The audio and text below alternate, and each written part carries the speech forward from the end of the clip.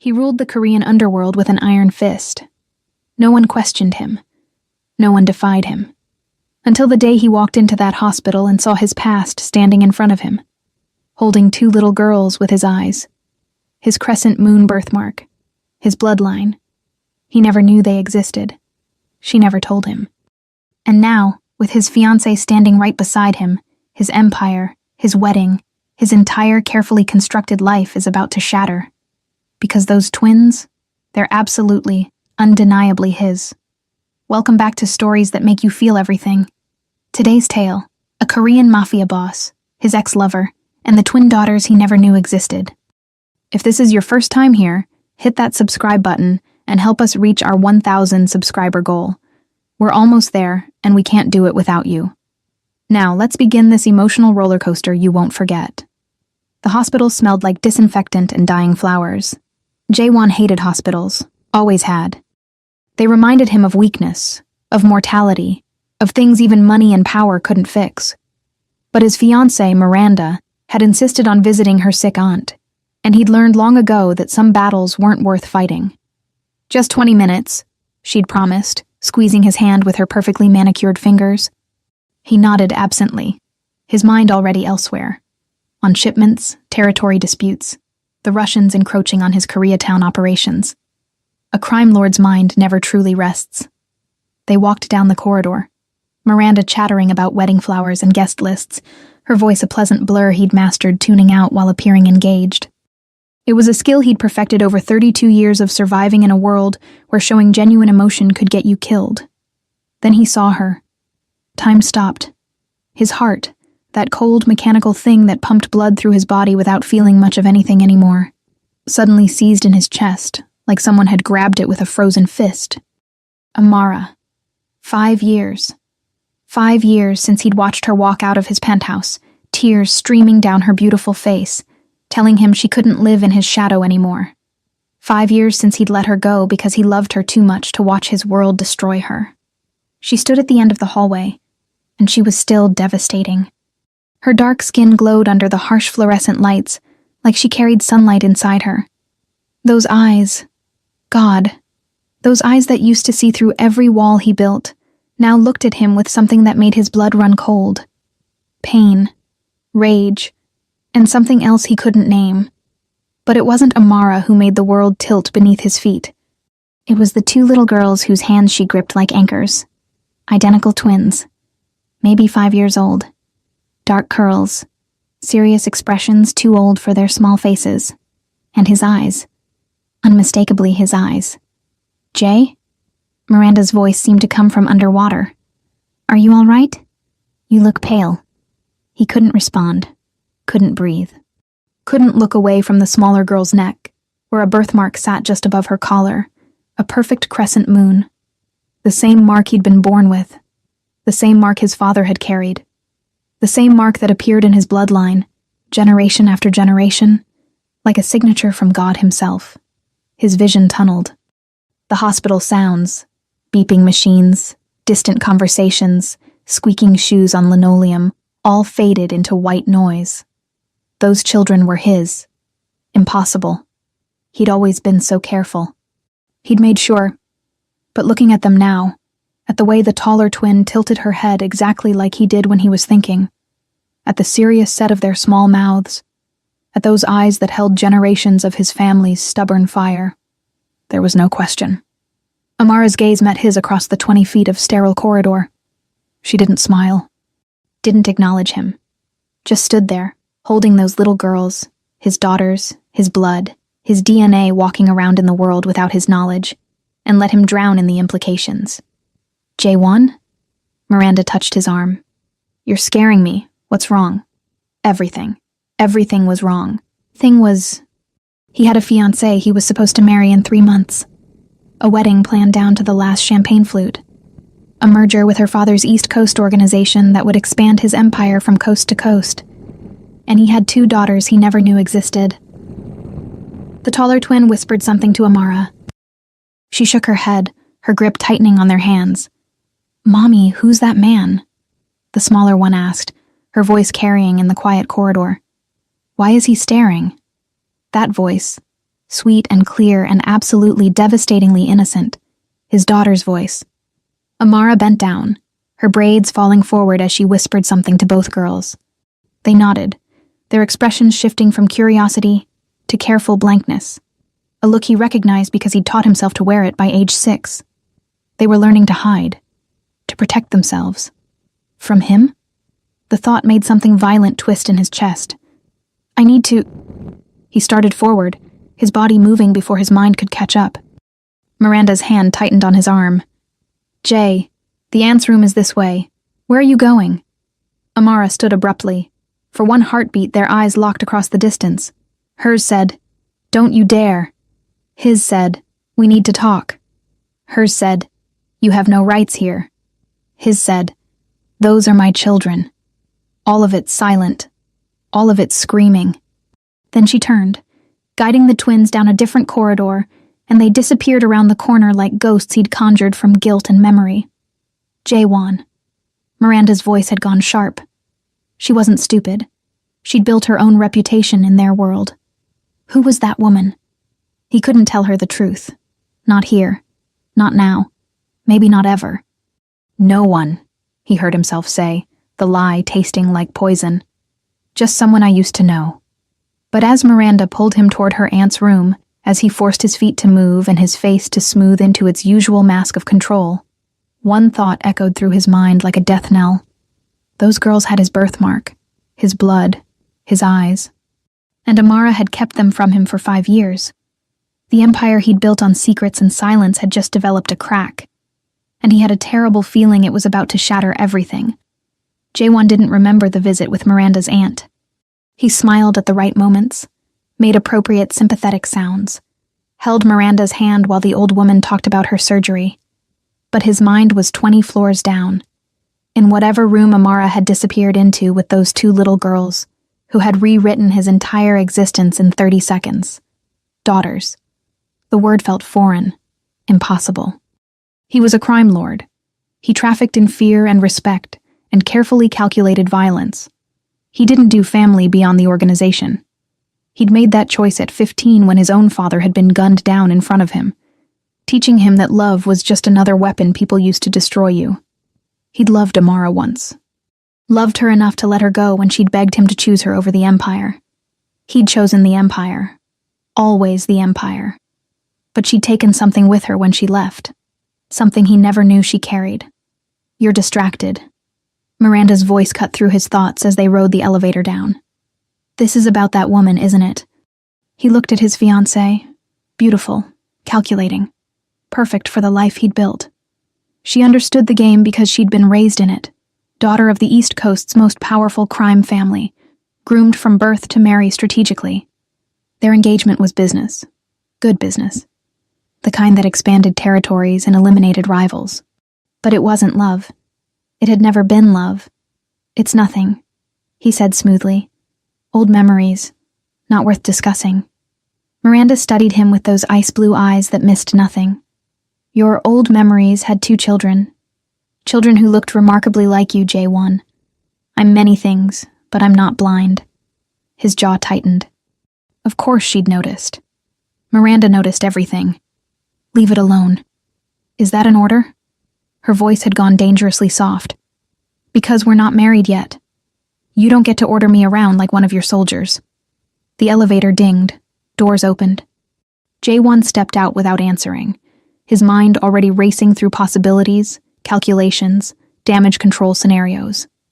If those children were his, and he knew they were, knew it in his bones, then everything changed. He had heirs, blood heirs. In his world, that meant leverage, power, but also vulnerability. Anyone who wanted to hurt him now had 2 perfect targets walking around unprotected. The thought made his blood run cold.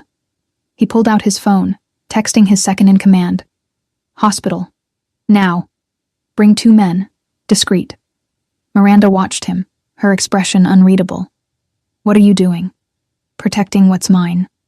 So you admit they're yours? He met her gaze. Yes.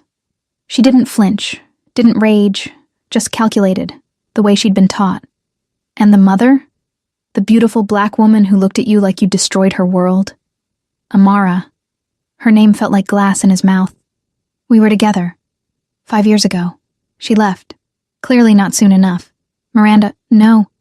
She held up one perfectly manicured hand. Let me think. They stood in the hospital lobby, surrounded by people who had no idea they were in the presence of someone who could end lives with a phone call. Miranda's mind worked behind her eyes. He could see it, the same calculating coldness he'd admired when they'd first met. This complicates things, she said finally. I know. Our fathers expect a wedding in 3 months. The merger depends on it. I know. But you have children now, daughters. She said it clinically, like discussing a business obstacle. That changes your value, your legacy, everything. Jae-won's phone buzzed. His men were here. What are you going to do? Miranda asked. Find them. Talk to Amara. Understand why she never told me. And then, he didn't have an answer. What did a crime lord do when he discovered he was a father? When the woman who'd walked away from his darkness had been raising his bloodline in secret? When every instinct screamed to claim what was his, but claiming might destroy the fragile peace she'd built? I don't know, he admitted. For once, Miranda's expression softened. They had your eyes. Your mark. Even I could see it. I know. This will hurt her. Whatever you do next. It's going to hurt her. He'd spent 5 years trying not to think about Amara. 5 years burying memories of her laugh, her touch, the way she'd looked at him like he was human instead of monster. 5 years pretending he'd made the right choice. Now she was floors above him, holding 2 pieces of his soul he never knew existed. His phone buzzed again. His men were getting impatient. Go, Miranda said quietly. Do what you need to do. But Jae-won? She touched his face, the gesture almost gentle. Don't pretend this doesn't change everything. Because it does. She was right. Those 2 little girls with his eyes and his birthmark had just rewritten every carefully laid plan he'd made for his future. And somewhere in this hospital, Amara was probably planning how to run. He wouldn't let her. Not this time. Not with his daughters. The crime lord had just discovered he had something worth more than empire. And heaven help anyone who tried to keep him from it. It took Jae-won's men exactly 12 minutes to locate them. He stood outside the door, his heart doing things he didn't recognize. Pounding. Racing. Hesitating. He'd walked into gang wars without this much fear. But this was different. Behind that door were 2 little girls who didn't know he existed, who'd grown up without him, who Amara had deliberately kept from him. Why? The question had been burning through him since the moment he saw them. Why hide them? Why not tell him? Did she think he wouldn't care? Wouldn't want them? Or did she think exactly that? That he'd want them too much, pull them into his dark world, make them targets before they could even spell their own names? His hand touched the door handle. It opened before he could turn it. Amara stood there, and the look on her face could have leveled cities. Don't, she said simply. One word. Entire universes of pain and fury behind it. We need to talk. No, we don't. She stepped into the hallway, pulling the door closed behind her, protecting the twins from him even now. You need to leave. Walk away. Forget you saw us. You're joking. Do I look like I'm joking? Her voice shook. Not with fear. Amara had never feared him, but with something rawer, deeper. You made your choice 5 years ago, Jae-won. You chose your empire, your power, your precious control over everything. You never told me you were pregnant, because I found out the day after I left you. The words exploded from her, loud enough that a passing nurse glanced over curiously. Amara lowered her voice, but the intensity only increased.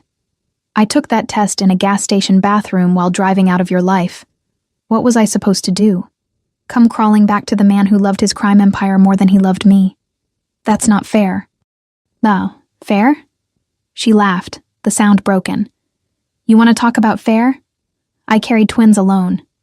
Gave birth alone. Raised them alone.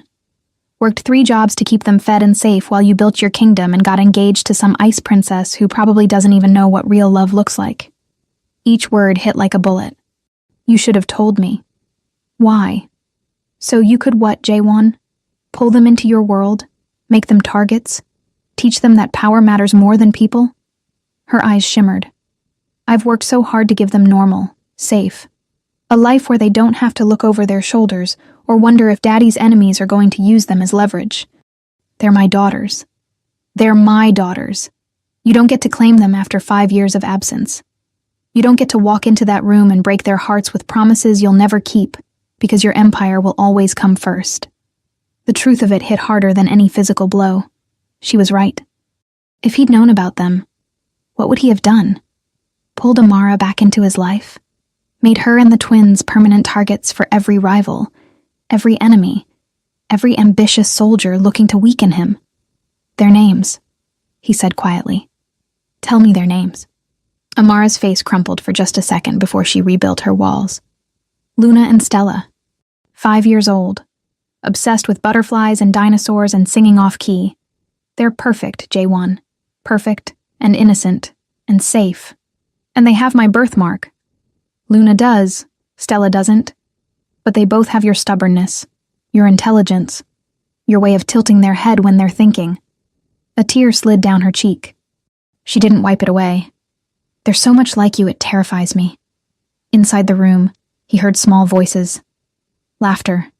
His daughters, playing or talking, or just existing in a world that didn't include him. Let me meet them, he said. Please. No. Amara. What happens when you walk in there and they fall in love with you? When they ask why you haven't been around? When they want you to come to school plays and birthday parties and tuck them in at night? Her voice cracked. What happens when your world comes knocking and they're the ones who pay the price? I can protect them.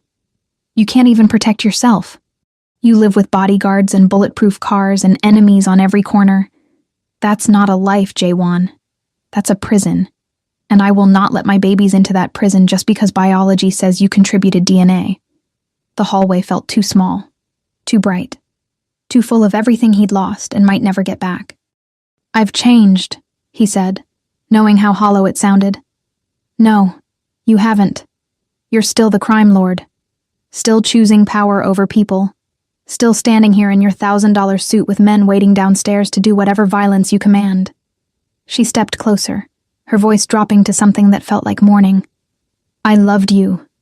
God help me. I loved you so much I thought I'd die when I left. But I loved our daughters more. And that meant protecting them from the one person who could destroy them, just by existing in their lives. I want to know them. I know you do. I can see it on your face. But wanting isn't enough, J1. It was never enough. Behind the door, one of the twins called out, Mommy, where are you? Amara's hand touched the door handle. Walk away, please. If you ever loved me at all, walk away and let them stay safe. And if I can't? Her eyes met his, and he saw his own heartbreak reflected there. Then I'll run. I'll take them somewhere you'll never find us. Somewhere your empire and your power and your bloodline can't reach. And you'll lose them forever. She paused. Is that really what you want? To be the reason they spend their childhood running? Looking over their shoulders? Learning to fear their own father? The door opened. A small face peeked out. Luna. He knew it instinctively, recognized the birthmark peeking above her collar. Mommy, who's that man? Amara's expression shifted instantly to softness, to love, to protection. No one, baby. Go back inside. I'll be right there. But Luna studied him with those eyes. His eyes. And tilted her head exactly the way he did. He looks sad, she said. Then she disappeared back into the room. Amara looked at him one last time. Please, she whispered. Choose them this time. Choose them by letting them go. She stepped inside and closed the door. J1 stood in the hallway for a long time, staring at the wood grain, listening to his daughter's voices on the other side. He'd built an empire on ruthless decisions. But walking away from those two little girls might be the one choice that finally broke him. His phone buzzed. Miranda. Where are you? He didn't answer. He just stood there, caught between the life he'd built and the life he'd never known he wanted. And for the first time in his carefully controlled existence, the crime lord had absolutely no idea what to do. J1 didn't go home that night. He sat in his car in the hospital parking garage for 3 hours, staring at nothing, his mind replaying every second of that hallway conversation. Luna's face, Stella's voice, Amara's tears, the way his daughters existed in a world he'd never touched. His phone had been ringing nonstop. Miranda, his underboss, his lawyers. Everyone wanting to know where he'd disappeared to. Why he'd gone silent. What crisis demanded his attention. But for once, the Empire could wait.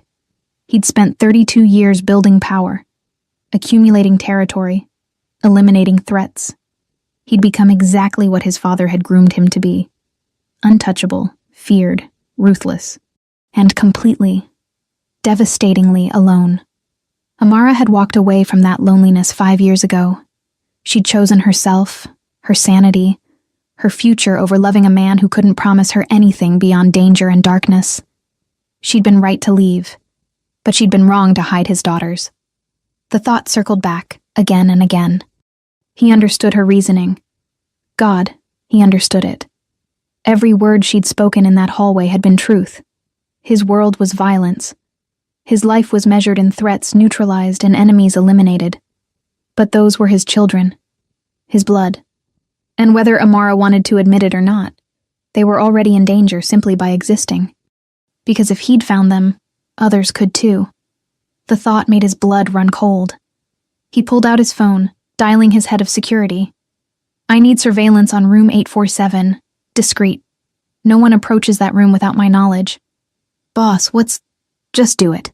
And run a full background check on Amara Baptiste. Employment, residence, bank accounts, everything. I want to know where she's been for 5 years and who knows about those children.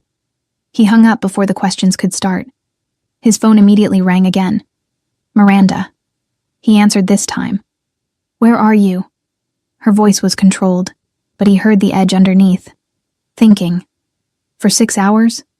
Jaewon, our fathers are expecting us for dinner tomorrow night. The wedding planner needs decisions. You can't just disappear because... I need time, Miranda. Silence. Then carefully. Time to what? Fall in love with the family you didn't know you had? Blow up our arrangement for a woman who left you and 2 children you've never met? They're mine. So am I, technically. Her laugh was bitter. We have a contract, Jaewon. A merger. Territories that depend on this union. You don't get to just... I'm not saying I'm backing out. Then what are you saying? He didn't know. That was the problem.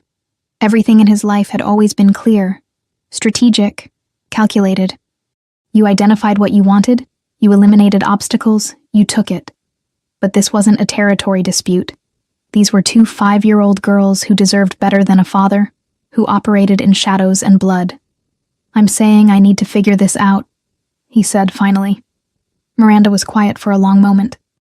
When she spoke again, her voice had shifted. Less ice princess, more the girl who'd been raised in the same brutal world he had. You're going to try to be in their lives, aren't you? Yes. Even though it puts them in danger. Even though it complicates everything. Even though that woman clearly wants nothing to do with you. Yes. Another pause. You loved her. The mother. Amara. It wasn't a question. I did, he admitted. I probably still do. And me? You know what we are, Miranda. We've always known. A business arrangement that happens to include a wedding dress and a ring. She sighed. My father is going to lose his mind. So will mine. They'll see this as weakness. Distraction. Your rivals will circle like sharks. I know. So what's your plan? Because you always have a plan, Jaewon. Even when the world is burning, you have a plan. He looked up at the hospital building, at the lights and windows where lives continued, where his daughters were probably sleeping now, safe in their mother's arms. I'm going to convince Amara to let me know them, to let me protect them, to let me... He stopped, the words catching. To let you be their father, Miranda finished softly. Yes. And if she says no, she won't have a choice. That's the crime lord talking. You can't force your way into their lives, Jaewon. That's not how fatherhood works. Then tell me how it works, because I have no fucking idea. The vulnerability in his own voice shocked him. Miranda was quiet. Then, you start by showing up. You prove you're worth the risk. You put them first, even when it costs you everything. I don't know how to do that. I know, but you're going to have to learn. She paused. I'll handle our fathers. Buy you some time. But Jaewon, this changes everything between us. You know that, right? I know. Good. Now go home. Get some sleep. Tomorrow you figure out how to convince a woman who hates you to trust you with the most precious things in her world. She hung up. Jaewon sat in the silence of his car, the weight of his choices pressing down like physical force. His phone buzzed with a report from his security team. They'd traced Amara's address, a modest apartment in a working-class neighborhood, far from his world of penthouses and power. She worked 2 jobs, a hospital administrator during the day, a freelance translator at night. No suspicious contacts, no dangerous associations. She'd built a quiet, careful life, the kind of life that would shatter the moment he entered it. But looking at the photos his team had pulled, Luna and Stella at a park, laughing, innocent, protected by their mother's fierce love, he knew he couldn't walk away. Those girls had his blood, his mark, his eyes looking out at a world that would eat them alive if it knew whose daughters they were. He started his car. Tomorrow he'd go back. He'd face Amara's rage and fear and justified anger. He'd beg if he had to, negotiate, promise things he'd never promised anyone. Because for the first time in his life, Jaewon had something worth more than empire. He had daughters, and he'd burn the whole criminal underworld to ash before he let anything happen to them. The crime lord drove into the night. And for once, he wasn't thinking about power. He was thinking about 2 little girls who tilted their heads when they thought, and what it might feel like to be called daddy, even if he had no idea how to deserve it. Amara didn't sleep. She sat on the edge of the hotel bed. They'd left the hospital immediately after Jaewon's appearance, checking into a cheap place far from their apartment, and watched her daughters sleep. Luna curled on her left, thumb in her mouth, a habit she only reverted to when stressed. Stella sprawled on her right, hair everywhere, 1 foot hanging off the bed, perfect, innocent, hers, and his. She'd spent 5 years trying to forget that last part. 5 years building a life where Jaewon's DNA didn't matter, where his eyes and their faces were just a coincidence, where the crescent moon birthmark on Luna's neck was just a quirk of genetics. But he'd found them, and the look on his face when he saw the twins, she'd never forget it. Shock, recognition, hunger. The hunger terrified her most. Because she knew Jaewon, knew how he operated. When he wanted something, he took it. Negotiated, maneuvered, eliminated obstacles until the thing he desired had no choice but to be his. He wanted his daughters, and men like Jaewon didn't take no for an answer. Her phone buzzed, a text from her sister. Girl, are you okay? You never just disappear like this. She typed back, family emergency. I'll call tomorrow. Another buzz, unknown number. Her heart stopped.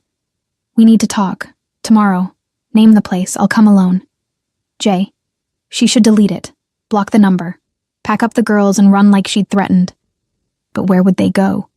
How far could she get before his resources, his connections, his empire caught up?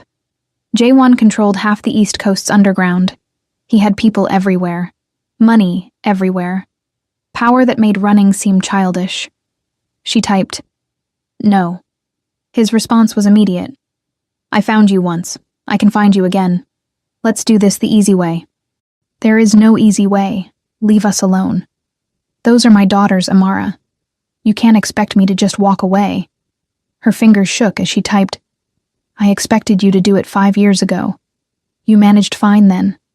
I didn't know. Would it have mattered? The typing indicator appeared, disappeared, appeared again. Finally, yes, it would have mattered. She wanted to throw the phone across the room. Instead, she wrote, You chose your empire over me, over us, over any possibility of a normal life. What's changed, Jaewon? You think fatherhood is going to magically make you safe? Make you someone who comes home at night instead of spending it eliminating threats and expanding territory? I can protect them. From your own world, you can't protect them from what you are. Her hands were shaking now. Luna stirred, mumbling in her sleep. Amara forced herself to breathe, To think. To not let emotion override the survival instincts that had kept her and the twins alive and hidden for 5 years. Another text. I'm not asking to take them. I'm asking to know them. To be in their lives. To help you keep them safe. I've kept them safe just fine without you. Have you? You work 2 jobs. Live in a neighborhood where I counted 3 gang tags within a block of your apartment. Your security is a deadbolt and hope. What happens when someone figures out whose daughters they are? The words hit like ice water. She'd thought about that. Of course she had.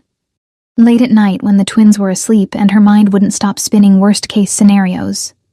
What if someone from Jaewon's world recognized them? What if a rival organization discovered the crime lord had unknown heirs? Children were leverage. Weapons. The fastest way to bring a powerful man to his knees. She'd gambled that anonymity would protect them. That staying far from Jaewon's world meant staying safe. But he'd found them in a random hospital hallway. How long before someone else did? Her phone rang. She almost didn't answer. What? She said flatly. Let me help. Jaewon's voice was quiet. Careful. Nothing like the commanding tone he used in his world. I have resources. Security. I can make sure nothing touches them. At what cost? I don't want to take them from you, Amara. I just want... He stopped. She heard him breathe. That familiar sound she'd memorized during the year they were together. I just want to know them. To be their father. You don't know how to be a father. I know, but I want to learn. Something in her chest cracked. This isn't fair. I know that too. They're happy, Jaewon. They're safe and happy and innocent. The second you walk into their lives, all of that changes. Or maybe I change. His voice carried something she'd never heard before. Vulnerability. Maybe having them in my life changes me. People like you don't change. People like me don't have daughters they'd die for after knowing they existed for 12 hours either. But here we are. Amara closed her eyes. If I say no, I'll respect it, for now. But I can't unknow they exist, Amara. I can't just pretend I don't have 2 little girls out there with my eyes and my blood. Eventually, I'm going to find a way back into this conversation. That sounds like a threat. It's a promise. Not to hurt you, never to hurt you, but to be in their lives somehow. Because they deserve a father. Even a flawed one who's figuring it out as he goes. Luna shifted against her, small and warm and trusting. One meeting, Amara heard herself say. Supervised, in public. You don't tell them who you are. You don't make promises you can't keep. And if I say it's over after that, you walk away. Silence. Then, okay. I mean it, Jaewon. 1 chance. You mess this up, you never see them again. I understand. Tomorrow, the park near Riverside, 2 o'clock. Come alone or I walk. I'll be there. She hung up before he could say anything else. Before she could take it back. Before the fear and doubt and anger could override the small, stupid part of her that remembered loving him. Stella mumbled something in her sleep. Daddy? Amara's heart stopped. Shh, baby. Just a dream. But as she lay down between her daughters, their small bodies warm and trusting against hers, she wondered if she'd just made the biggest mistake of her life. Or if maybe, just maybe, Jaewon really could be more than the crime lord who'd broken her heart. Tomorrow would tell. And God help them all if she was wrong. The park was perfect, sunny, open, full of families and laughter and the kind of normalcy Jaewon had never experienced. He sat on a bench wearing jeans and a simple black shirt instead of his usual designer suits. No bodyguards visible, though he knew his team had secured a perimeter 3 blocks out. No weapons, no armor. Just a man about to meet his daughters for the first time. He'd never been this terrified in his life. Remember, his therapist had said during the emergency session he'd booked at 6 a.m. Children sense authenticity. Don't try to be perfect. Just be present. He had no idea what that meant, but he was about to find out. Amara appeared at the edge of the park, Luna and Stella holding her hands. They wore matching butterfly shirts and completely different expressions. Luna serious and observant, Stella bouncing with barely contained energy. His daughters. The thought still didn't feel real. Amara saw him, Her grip tightened on the twins' hands. For a moment, he thought she might turn around and leave. Then she walked forward. Each step felt like an eternity. When they reached the bench, she knelt down to the girl's level. "Remember what we talked about? This is Mommy's friend. We're going to say hello and be polite." "Is he the sad man from the hospital?" Luna asked. Those eyes, his eyes, studying him with unsettling intensity. "Yes, baby." "Why was he sad?" Amara's voice caught. Sometimes grown-ups have complicated feelings. Stella had apparently lost interest in the conversation. "Can we go on the swings?" "In a minute. First, let's talk to Mommy's friend." Amara stood, her expression warning him. Don't mess this up. Jaewon had negotiated with Russian mob bosses, had stared down federal agents, had orchestrated complex criminal operations across multiple states. But talking to two 5-year-olds? Absolutely no idea where to start. "Hi," he managed. "Hi," Luna said solemnly. Stella waved, already distracted by a butterfly floating past. Awkward silence. "Would you like to sit?" He gestured to the bench. Amara nodded.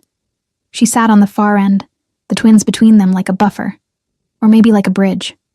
"What's your name?" Luna asked, tilting her head. That gesture. His gesture. "Jaewon," he said. "But you can call me whatever you'd like." "That's a funny name," Stella announced. "It sounds like J1, like you're number 1. Despite everything, he smiled. "I suppose it does." "Are you number 1 at something?" Luna asked. "At running a criminal empire, at making people disappear, at choosing power over love?" "I'm working on it," he said instead. Amara watched him like a hawk, ready to intervene at the first sign of trouble. "Do you like butterflies?" Stella asked suddenly. The question caught him off guard. "I haven't thought about it much. You should think about it. Butterflies are important." She said it with such seriousness that he almost laughed. "Why are they important?" "Because they're beautiful and they change. They start as caterpillars and then, boom, they're butterflies. Mommy says people can change too, like butterflies." Jaewon's eyes found Amara's. She'd gone very still. "Your mommy is very wise," he said quietly. Luna had been studying him this whole time. "You have the same eyes as us." His heart stopped. "I do?" "Yeah. They're dark but kind of sparkly. In the light? Mommy says our eyes are special." "They are special," he agreed. "Very special." "Do you have the moon too?" Luna touched her neck, where the birthmark hid under her collar. Jaewon slowly pulled aside his own collar, revealing the crescent moon mark he'd carried his whole life. Luna's eyes went wide. "Mommy, he has the moon!" Stella scrambled over to look. "Whoa! That's so cool. We match." Amara's eyes had filled with tears, because the twins were too young to understand what that mark meant, that it was genetic, familial, proof of bloodline. But they would understand, eventually. "Matching is nice," Jaewon said, his voice rough. "Do you want to see the swings now?" Stella asked. "You can push us." Mommy's arms get tired. He looked at Amara. She nodded, almost imperceptibly. They walked to the swing set, this strange constellation of a family. The twins ran ahead, arguing over who got which swing. "They're perfect," Jaewon said quietly. "I know. You did an amazing job. I had no choice." Her voice shook. "You weren't there. So I had to be enough for 2 parents. I'm sorry. Sorry doesn't change 5 years. I know, but it's all I have right now." He pushed them on the swings. Stella shrieked with joy, demanding, "Higher, higher!" Luna was more measured, but he saw the smile she tried to hide. An hour passed. Then 2. They showed him their favorite climbing tree. Stella tried to teach him the butterfly song they'd made up. Luna asked him careful questions about where he lived, what he did, why he knew their mommy. He kept his answers vague. Safe. But with every minute, with every laugh, with every time one of them grabbed his hand without thinking, something in his chest rebuilt itself. This was what he'd been missing. This was what Empire had cost him. He was watching Stella chase another butterfly when his phone vibrated. A text from his head of security. Code red, perimeter breach. Black SUV, Russian plates. His blood turned to ice. He scanned the park casually, every instinct screaming. There, near the east entrance. A vehicle that didn't belong. Windows too dark. Engine still running. They'd been followed. Or worse, they'd been found. Amara. His voice stayed calm, but she heard something in it. Her head snapped toward him. What's wrong? We need to leave. Now. Don't look around. Just gather the girls and walk toward my car. Quickly. Her face went pale. She understood immediately. 5 years of running had taught her to recognize danger. Girls, time to go.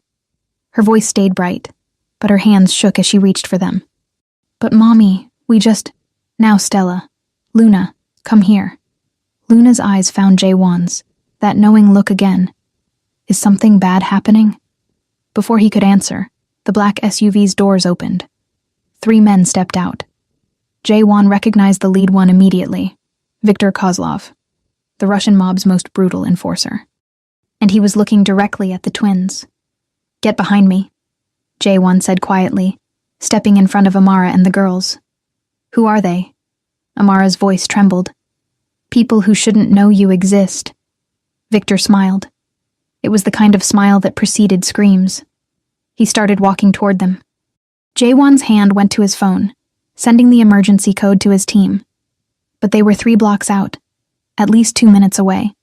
2 minutes might as well be forever. Jaewon Park, Viktor called out in his heavy accent. The great crime lord, we've been looking for you. And what do we find? A little family outing. How? Touching. Luna gripped Amara's leg. Stella had gone completely silent, the first time since they'd arrived.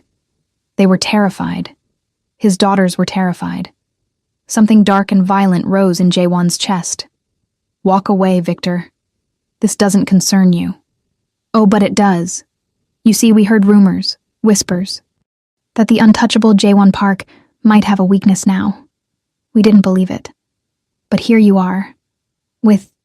His eyes raked over Amara and the twins. Such precious cargo. I'm warning you. You're warning me? Viktor laughed. You're outnumbered, unarmed, and surrounded by civilians. What exactly are you going to do, Park? Jaewon's mind raced. His team was still 90 seconds out. Too far. Too slow. He had no weapons, no backup, no way to protect them if Viktor's men opened fire.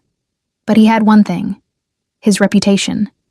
You touch them, Jaewon said, his voice dropping to something that made grown men flinch. And I will spend the rest of my life destroying everything you've ever loved. Your family. Your organization. Your legacy. I will erase you so completely that history will forget you ever existed. Viktor's smile faltered. Because everyone knew, Jaewon Park didn't make empty threats. Brave words for a man with so much to lose now. Viktor's hand moved toward his jacket. Amara made a small, terrified sound. Jaewon stepped forward, putting himself directly between Viktor and his family. His family. The thought crystallized everything. You're right, he said. I do have something to lose now. Which means I have something worth killing for. Worth dying for. So ask yourself, Viktor. Is whatever you came here to prove worth starting a war you can't possibly win? The park had gone silent. Other families had noticed something wrong, were gathering children, moving away. Viktor's men flanked him, hands on weapons. 60 seconds until his team arrived. 60 seconds that felt like drowning. Daddy? Luna's small voice cut through the tension. Everything stopped. She'd called him Daddy. Amara's sharp intake of breath. Viktor's raised eyebrow, the world tilting on its axis. But Jaewon's eyes never left Viktor's. Last chance, he said softly. Walk away. Viktor stared at him, at the twins, at Amara's terrified face. Then he smiled that horrible smile again. This isn't over, Park. Now that we know they exist. He let the threat hang. Then he turned and walked back to the SUV. His men followed. The vehicle pulled away just as Jaewon's security team flooded into the park from 3 directions. But it was too late. The damage was done. Viktor knew about the twins, which meant everyone would know soon. Jaewon turned to find Amara staring at him with absolute horror. "What did you do?" she whispered. "What did you do?" Luna was crying. Stella clung to her mother, silent and shaking. "I'm sorry," he started. "Sorry?" Amara's voice rose. "They know now. Your enemies know about my daughters. We were safe and hidden and—" She stopped, gathering the twins close. "We're leaving. We're disappearing. Don't try to find us." "Amara, please. You promised you'd protect them. Instead, you led danger right to their door." Tears streamed down her face. "Stay away from us. Stay away from my girls." She grabbed the twins' hands and ran. Jaewon started to follow, but his security chief grabbed his arm. "Boss, we need to move you. Now. If the Russians found you here, I don't care about me." He wrenched free. "We need to protect them." "We will. But first we need to secure you. If you're dead, you can't protect anyone." Logic. Cold. Brutal. He let them pull him toward the armored car, his eyes tracking Amara and the twins until they disappeared around a corner. Gone. Again. But this time it was so much worse. Because Viktor Kozlov now knew the crime lord had daughters. And in their world, children weren't family. They were weapons. Jaewon's phone rang. "Miranda. They know," she said without preamble. "Everyone knows. The Russians are already making moves. Your father's organization is demanding explanations. My father is threatening to cancel the merger. I don't care. And someone just put a price on those little girls' heads. 5 million each, dead or alive." The world stopped. 5 million. On his daughters. His 5-year-old daughters who loved butterflies and swing sets and called him J1. Who just called him Daddy for the first time. And now had targets on their backs because of him. "Find them," he said, his voice dead. "Find Amara and the twins. I don't care what it costs. Find them and protect them. Jaewon, do it!" He hung up, stared at his reflection in the car window. 24 hours ago, he'd discovered he was a father. Now his daughters had a bounty on their heads. And somewhere in this city, Amara was running with 2 terrified little girls who'd just learned that their mother's friend was actually a monster who'd brought hell to their doorstep. The crime lord had finally found something worth more than empire. Just in time to watch it all burn. His phone lit up with a message from an unknown number. A photo. Luna and Stella's preschool. Empty playground. Swing sets where they played every day. And written in the sand beneath the swings, "We know where they sleep." The war for his daughters had just begun. And Jaewon was about to learn that being a father in his world meant making impossible choices. Protect them by staying close, and paint targets on their backs. Or protect them by disappearing, and leave them defenseless when his enemies came calling. Either way, someone was going to bleed. The question was, who would it be?